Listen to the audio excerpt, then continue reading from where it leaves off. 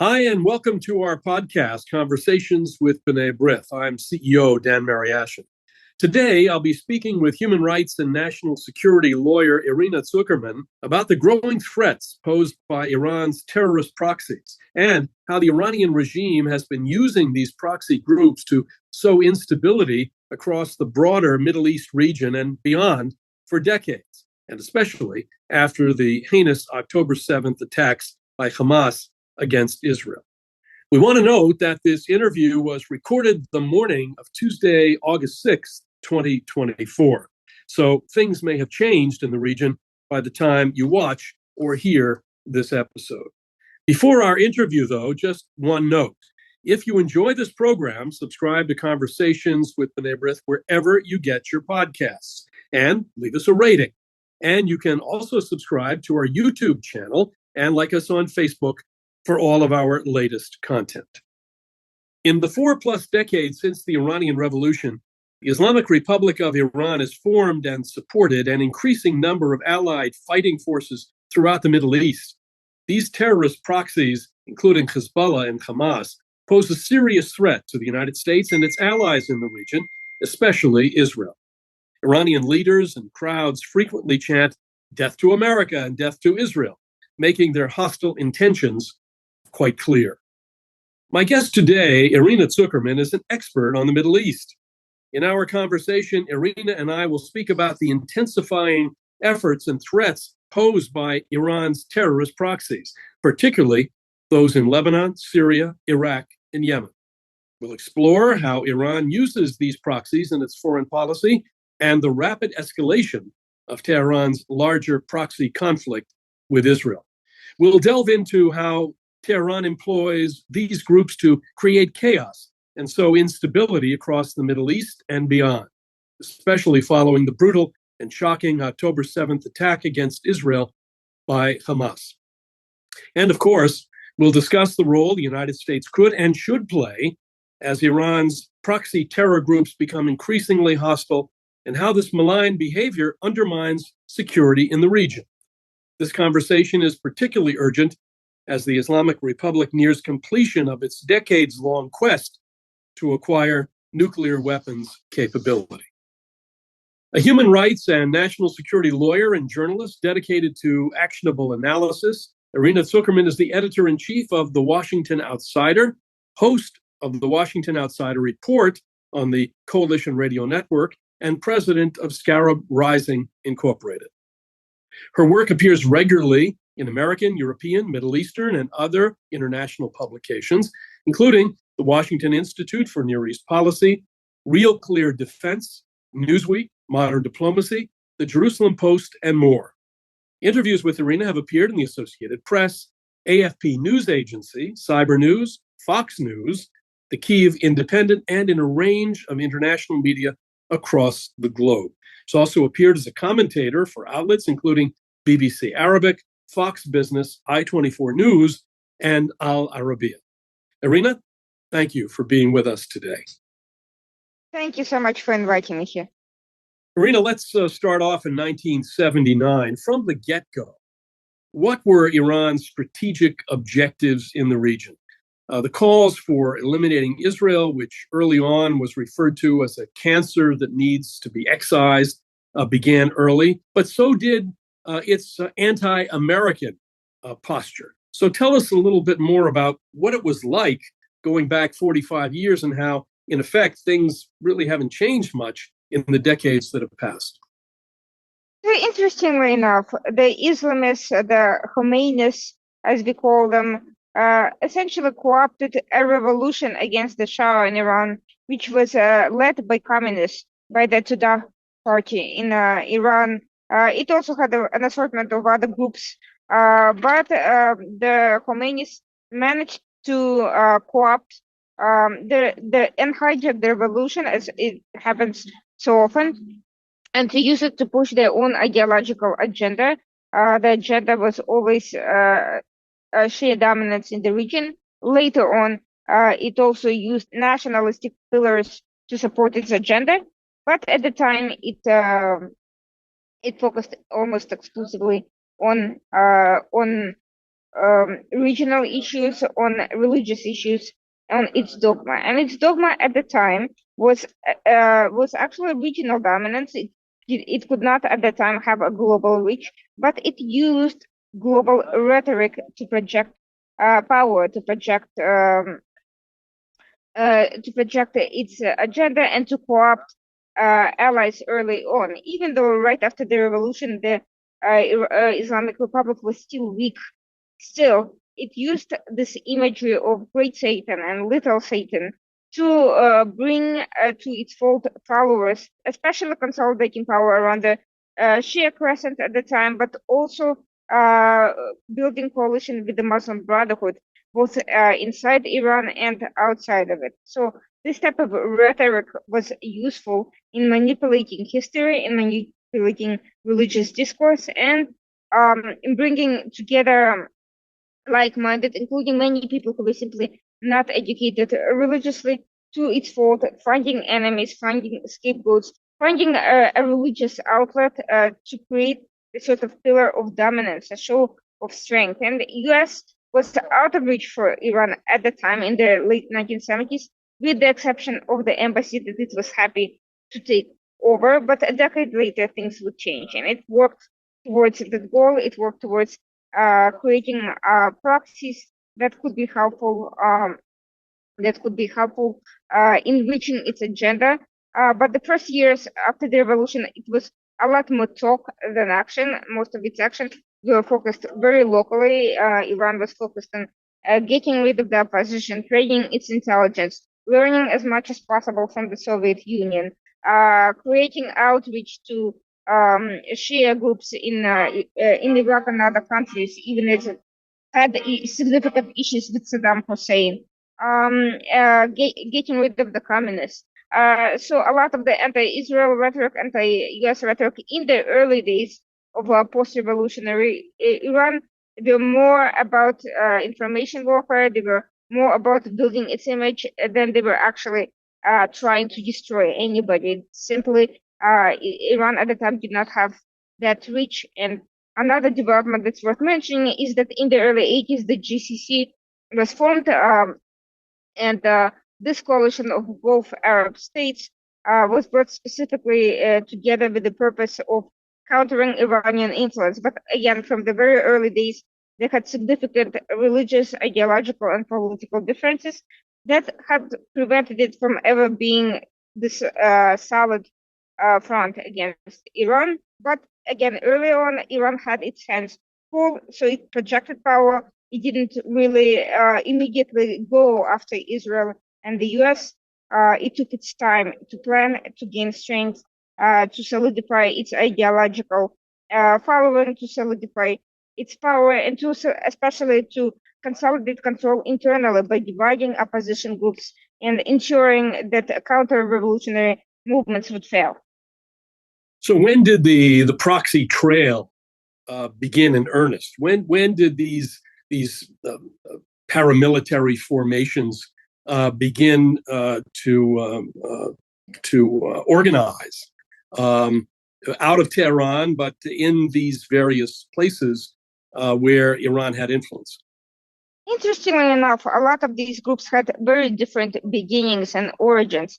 The model for all of them was the IRGC, which, by the way, initially was not formed. The Iranian Revolutionary Guards Corps. Right? Yes, correct. Yeah. They were initially not formed as some sort of an anti-Israel or anti-American entity. They were formed as a particular group, a particular effective group against Iraq and Saddam Hussein in the 8-year war that brought the two countries against each other. And of course, Saddam Hussein, many can he came from a Sunni background, although I think it's fair to say that he himself was a political opportunist and self-interested dictator who was not particularly ideologically loyal to anyone. But IRGC was formed towards that end to assist the efforts of the official military, which was always underfunded, undertrained in that war effort. And it was after the end of the hostilities that IRGC started expanding their mission or some would describe it went on a mission creep. They needed a purpose because of what Iran did not want to happen is having all these armed, well-trained militia groups, paramilitaries, turn on their originators and their proteges and co-opt power. They didn't want them getting out of control, so they started using them strategically as a model for others in the region. And the first of that lot was, of course, Hezbollah.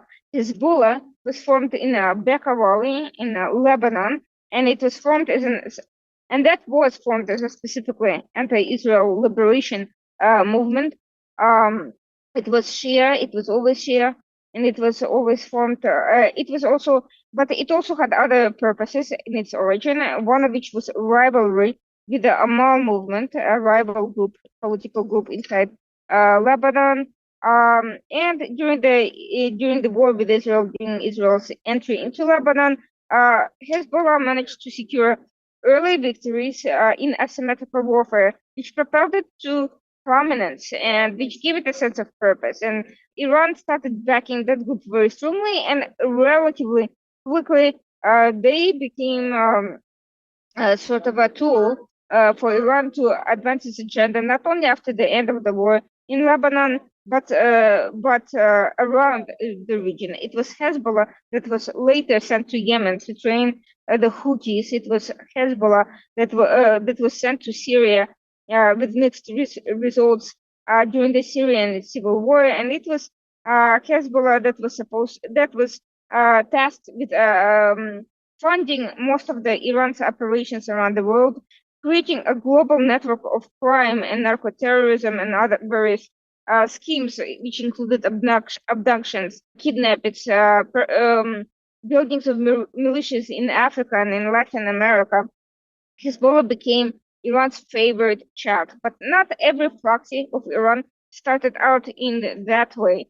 Some groups were basically groups of disgruntled Shia under Saddam Hussein in Iraq, and others were minority Shia groups in Syria, with the Alawite Assad becoming a sort of regional ally, not because his views were ideologically identical to Iran. In fact, the Ba'ath Party was more socialist and fascist in nature than it was Islamist, but because it was a minority, it could be used against the Sunni majority inside the country quite effectively. And some of the other groups became proxies much later. They started out as very distant allies. For instance, the Houthis originally sided with the Saudis against the communists and socialist groups and against the Nasserist invasion of Yemen back in the 60s.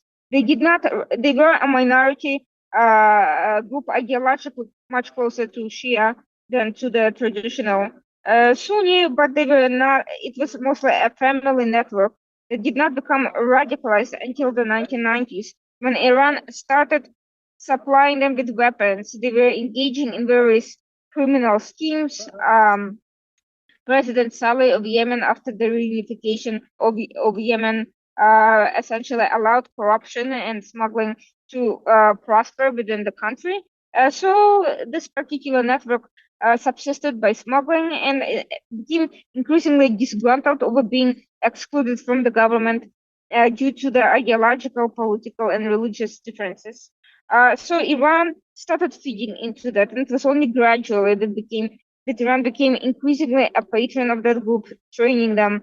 The Houthis had multiple clashes and civil wars with the official Yemen government forces until their best-known uprising in 2014. They increased in strength. Iran started teaching them their various techniques of subterfuge, of sabotage, mine planting. It was a very gradual move from being a sort of useful political ally in the region to become a proxy, increasingly ideologically beholden to Iran, and becoming increasingly dependent on Iran's imports of more and more sophisticated weapons, contraband, trainers, advisors, and even eventually a full-blown diplomatic relationship. And Hamas did not start out as an Iranian proxy at all. Hamas was a Muslim Brotherhood entity that was fostered It emerged as a response to the Soviet-backed Fatah movement, PLO, among the Palestinians, and Hamas initially was seen as a very local, regional, traditional insurgency with the traditional Muslim Brotherhood ideology. Nobody really thought of that Hamas and Iran would get all that close, simply because it was such a local organization, and because besides it had its own base of support locally and didn't seem to be needing any sort of external support. And yet that happened over time. Iran became increasingly involved with Hamas. They formed a coalition that because of the mutual benefit. Hamas was never moved away from its intent to destroy Israel at all costs, and Iran increasingly became stronger, and the more militias and groups, the stronger it became, the more global its ambitions, the easier those ambitions began to execute. And of course, with the help of money infusions from criminal schemes, from nuclear deals with the United States, from hostage taking, from assorted countries, it gained enough momentum, enough money, enough resources to be able to deal even with ideologically different groups, Sunni Muslim Brotherhood groups that were not that were more fellow travelers than really close to its own ways of doing things. Iran even started hiring out foreigners from Pakistan, from Afghanistan, forming a sort of specific groups, legions, military legions, with those foreigners focused exclusively on them. Later on, of course, Iran strengthened its hold over the Shia groups, NPMUs in Iraq after the fall of Saddam Hussein. That really opened doors for Iranian influence. It even started co-opting some of the nationalists, like Muqtada Sadr. And eventually, Iran even made its way to areas of the world that that it once fought. One of those groups is, of course, the Taliban, which is very much a very traditional Sunni Islamist movement comprised of some of the former Mujahideen, armed by the US and Pakistan against the Soviet Union back in the 1970s and 1980s. And Iranian, a lot of focus historically has been on the Arabs fighting in Afghanistan, but actually Iranians at the time played a much greater and quieter role fighting with the Mujahideen against the Soviets. But after a while, later on, once the Taliban became an entity, it became, somewhat of a problem for the region, of cross-border problem. It had clashes with Iran over time, but eventually, Iran found it useful to train them against the West. And in recent years, leading up to the fall of Afghanistan, into the Taliban hands, and actually in the years around 9/11, Iran found groups like Taliban particularly helpful, and it played a role in arming and training them that has not been substantially studied or exposed. And now the Taliban is actually allied with Al-Shabaab, another very much Sunni group in parts of Africa like Somalia and Kenya, with the Houthis and even with Hamas, and all of these groups, and not to mention Al-Qaeda, and all of these groups are increasingly interchangeably integrated. Al-Qaeda, which is very much was a Sunni Muslim Brotherhood group, of course, made close contact with Iran in Sudan when Osama bin Laden was based there. Bin Laden's eventual follower, Al-Adel, was based in Iran for a very long time, until he recently returned to Afghanistan. And Al-Qaeda also became a tool for Iran, not as much a close ally as Hezbollah, fundraising and so forth, less ideologically trusted, but certainly useful and helpful against the West in many ways. And that's the trajectory of Iran's dynamic. They're very flexible in creating militias, funding militias, or co-opting groups that have absolutely nothing to do with Iran whatsoever, but that are useful as a headache against the West. Yeah, I want to just a couple of comments on, of course, with Hamas, there were Shia-Sunni differences religiously, but clearly, with its goal of eliminating Israel, the ideology and hate overcame the religious differences. Now, I want to talk about the Houthis also for a minute when we bring them into this equation. Their attacks largely over in recent months on shipping in the Red Sea have gone way beyond Israel. What is the Iranian Houthi agenda in terms of the Red Sea? Actually, it's very interesting you mentioned that, because while some people claim that Iran can't really fully control Houthis, I disagree with that assessment, because at the end of the day, as radicalized as Houthis are, and they claim to be more radical than the Iranian Ayatollahs, at the end of the day, they're highly dependent on Iran for resources. They cannot independently manufacture their goods without Iranian and Hezbollah advisors, and they're dependent on the imports into the port of Hodeidah. They're dependent on oil subsidies. They are not particularly instilled in areas outside fighting in which they were joined by Iran. And they don't have the same type of exceedingly smooth apparatus that is based in the West, the way, for instance, Hezbollah and Hamas does. They're only starting to learn how to do these public relations outreach efforts. They've had some lobbies and they've had some propagandists, but not this sort of type of people that could make them into a very, very sophisticated entity in terms of governance, in terms of projection, in terms of manufacturing. They're very dependent on outside support for that. So the Houthis are very much following Iran's agenda, and that agenda for Iran, of course, the stated agenda is to force the countries that have diplomatic relations with Israel to isolate and abandon it as a result of the economic warfare that they have been waging very successfully. And they claim that they will stop if Israel withdraws from Gaza. And of course, that would mean survival of Hamas, eventual return to warfare, and the never-ending process of resistance, which makes all these entities thrive. They're not about governance. They're not about success.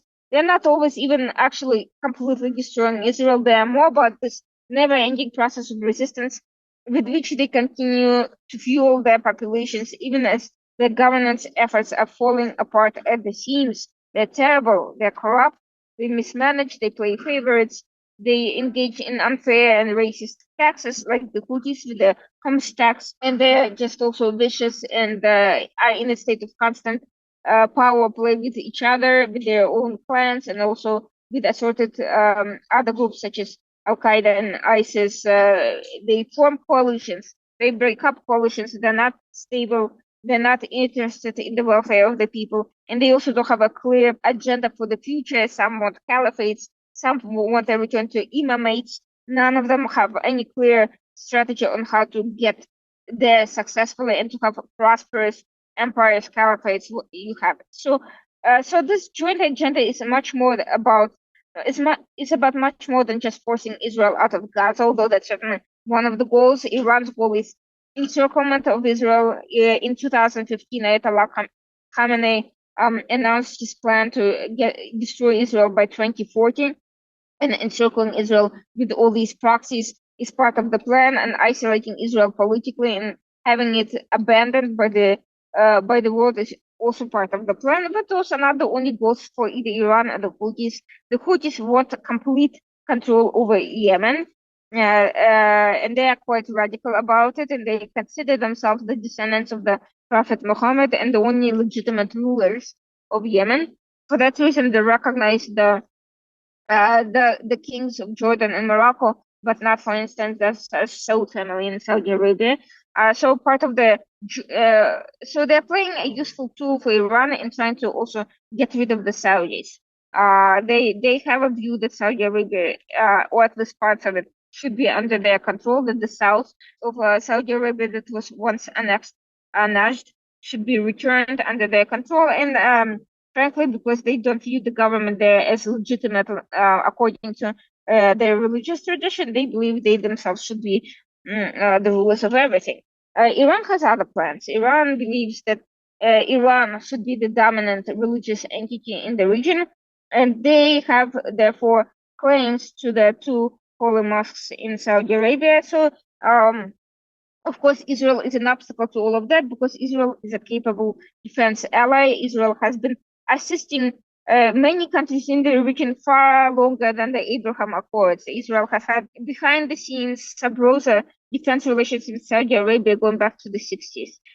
Similarly with Morocco and many others. None of that necessarily translated into people-to-people goodwill at that time, but it certainly prevented Iran from being able to smoothly accomplish its goals in dominating the region and taking over all the institutions and the governments there.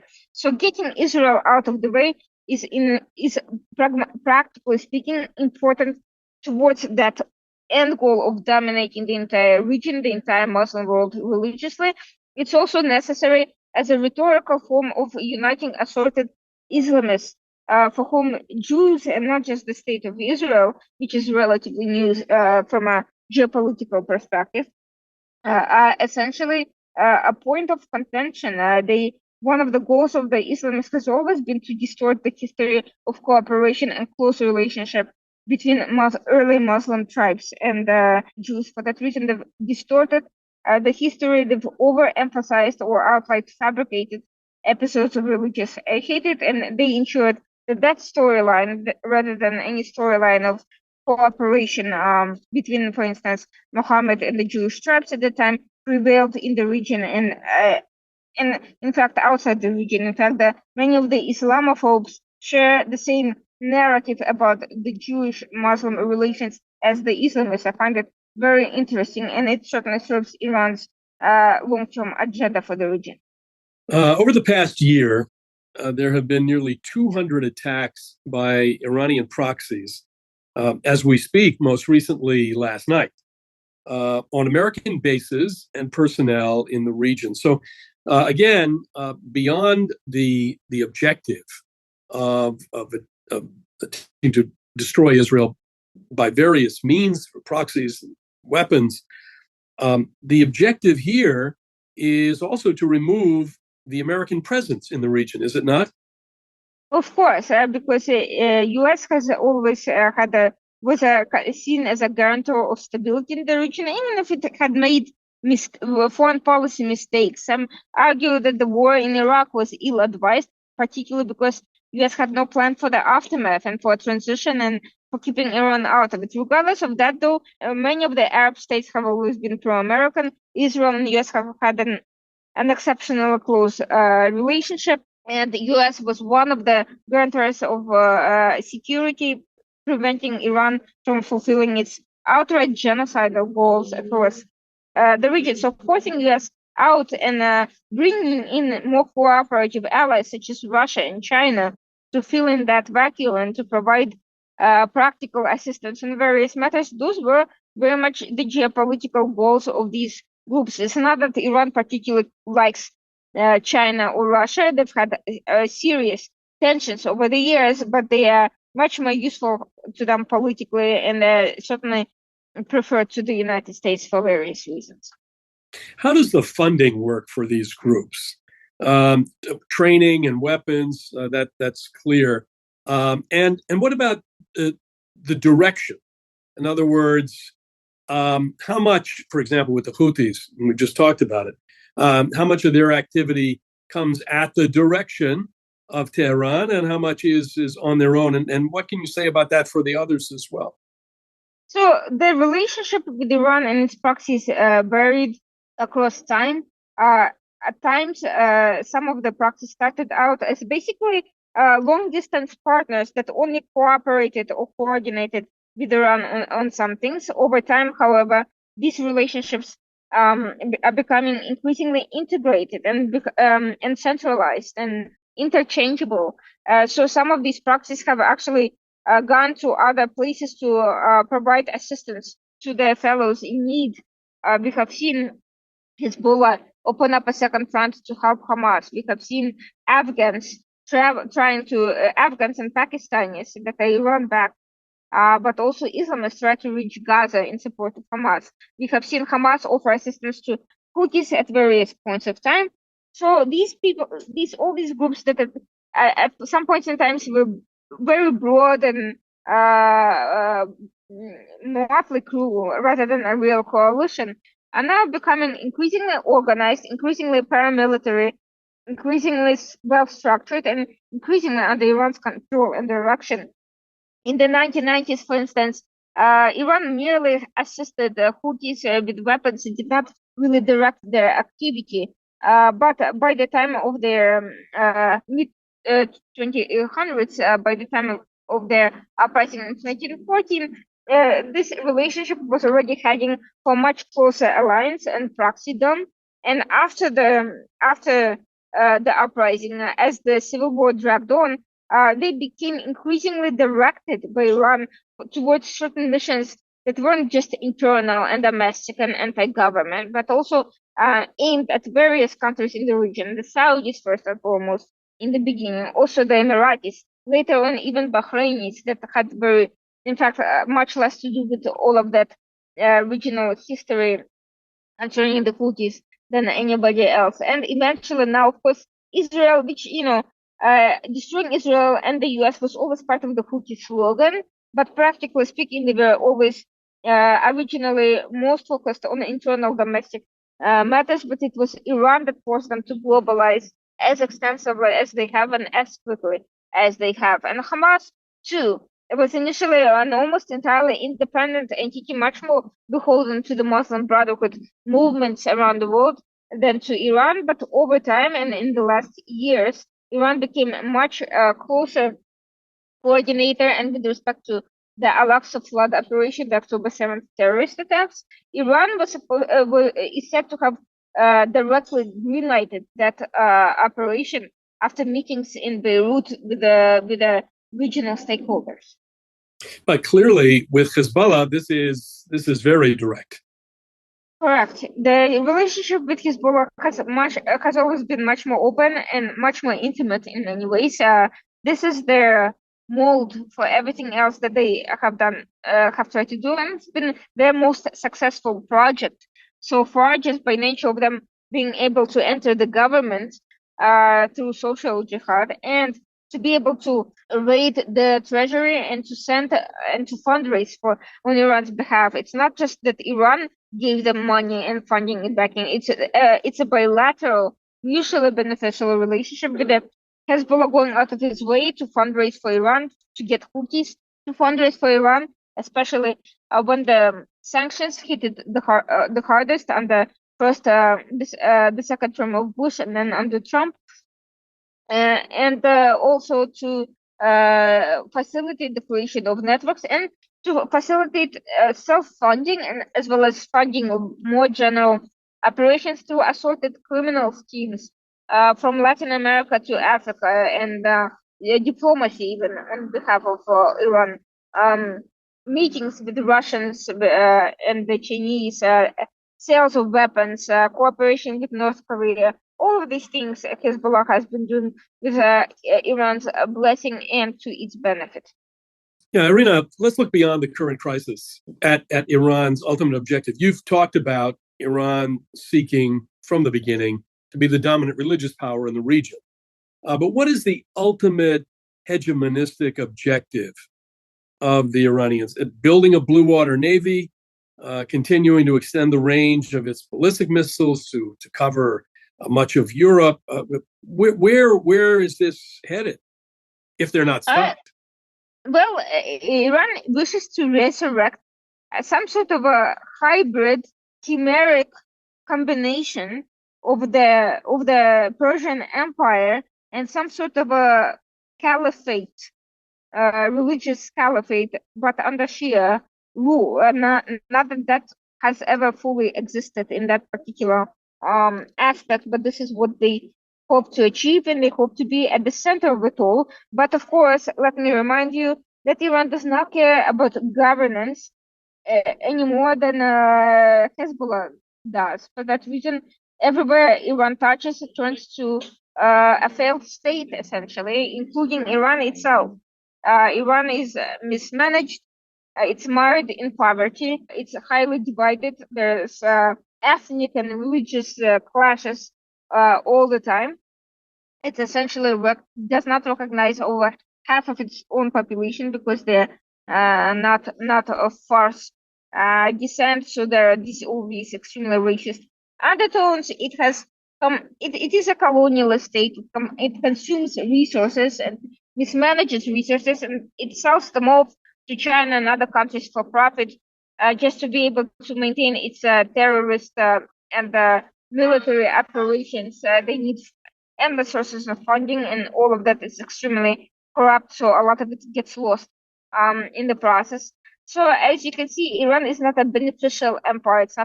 It's never going to be any sort of great empire. It's going to be a set of corruption for elites, and particular tribes or groups and ethnicities, while everybody else who does not fall into the highest levels of bureaucracy and cronyism lives, from paycheck to paycheck at best. And many of the people in countries touched by Iran are now on drugs, or have turned to petty crime to survive, or just or barely getting by in other ways. So Iran's strategy is entirely destructive and all-consuming. It's not building anything that beyond what helps its military and ideological goals. We have time for a couple more questions. I want to get this one in. Europe seems to be pretty quiescent when it comes to the proxies. How do you explain that? Well, many of the European countries have been doing direct business with Iran for many years, even as their citizens have been abducted and held hostage in Iran. France is one of the main offenders, but so is Germany. So part of it is just plain greed and corruption. Even though doing business in Iran is exceptionally difficult, there's only a few families that hold most of the power, and they can basically nationalize any project at any moment. And they've raided companies, and it's a huge business risk, and it's a very corrupt process. So a lot of money is lost just trying to do business there, leaving aside all the other political and human rights concerns and considerations. Some worked with Iran for ideological reasons. They just literally refuse to believe that Iran looks at Europe the same way. It views other Middle Eastern countries, which is as inferior and subject to conquest and to malice. The reason being is that Iran's terrorist operations in the West have targeted opposition groups and usually Israeli targets, not general targets like the same way ISIS or Al Qaeda have attacked general attacks. So Europe deludes itself into believing that they can cooperate with Iran so long as they give up on human rights, on being concerned with the Middle East, on protecting the opposition groups, or for that matter, on Jewish and Israeli sites or targets even on their territory. They really think that Iran can be managed in some way, and they honestly believe the absolutely delusional narrative that there are so-called reformers who are more moderate and who are more pragmatic and willing to go with the West. They still do not understand that none of these people have any power whatsoever, that they're just puppets of the religious entities and also the intelligence and the RGC, and that they're just as self-serving as the so-called hardliners. This rhetoric is consistently fueled by Iranian propagandists who live throughout Europe and have created very successful networks. In the short term, it seems lucrative and helpful, and it feeds so many people inside these elite circles that are content on doing business with Iran. This is a major part of a security problem that I think will come back to bite everyone, even those people who have been going out of their way to appease Iran. And we are seeing some of that happen as well. This sort of attitude has not spared anybody, including some of these so-called reformers who've been eventually attacked and arrested by the regime. Final question, and going forward, what is it that the United States needs to do both near and long term to address the Iranian threat, leaving the proxies aside for just a moment, we've got Iran's nuclear program. This looms over all of this. So what should our priority list look like? I think the more we try to focus on the nuclear program and to try to find, quote unquote, a solution to it, the more Iran dangles it before us, distracting us from its overall agenda elsewhere. So Iran needs to be seen as a holistic problem and no longer a singular problem, because now it's a part of a coalition with Russia, China, and North Korea, as well as assorted Muslim Brotherhood groups, Qataris, and other people with money and organizations and corporations co-opted by Iran around Europe and the United States. All of these are helping Iran achieve its agenda. So Iran cannot be seen simply as a country. It should be seen as part of a much larger problem. Second issue, of course, trying to achieve some diplomatic result with Iran is never going to work. The Islamic Republic is deceptive. It has prospered and achieved its success through deception, through divisions, through turning various opposition groups and others against each other, through massive propaganda networks and successful manipulation and deception of the ignorant in the West, including through controlled opposition groups, which appear to say the things that people want to hear. We have to confront the fact that the regime has to be fought in the same manner the regime is fighting us. As much as Iran is trying to divide us, we cannot allow Iran to consolidate any more power or territory. We should be looking at breaking it apart, not prop it up. And this is where the entire strategy should be focused. Neither side, neither the Democrats nor the Republicans want to hear that. Nobody wants to deal with the possibility of a civil war in Iran resulting from such a strategy.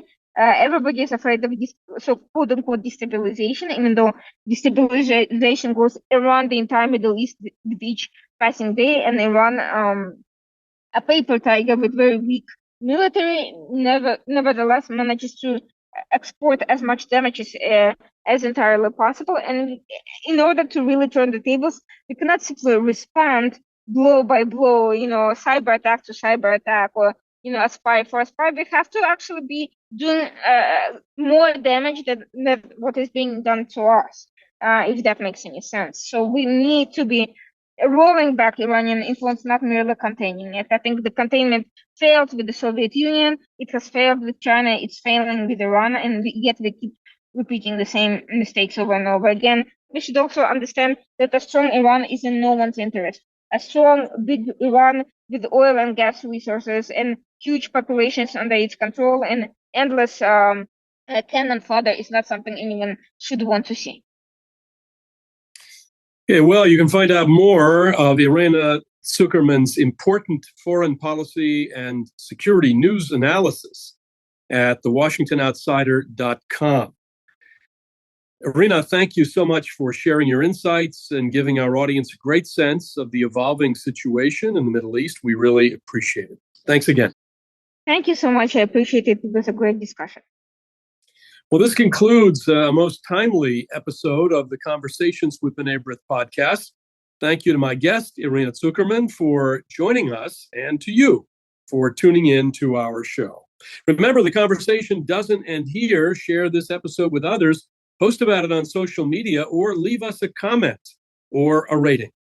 For all of our latest content, and if you haven't already, follow or subscribe to Conversations with B'nai B'rith wherever you get your podcasts. Subscribe to our YouTube channel and like us on Facebook. Stay tuned for more exciting content in our next episode. Until then, for my guest, Irina Tsukerman, this is your host, Dan Mariaschin. Take care, everyone.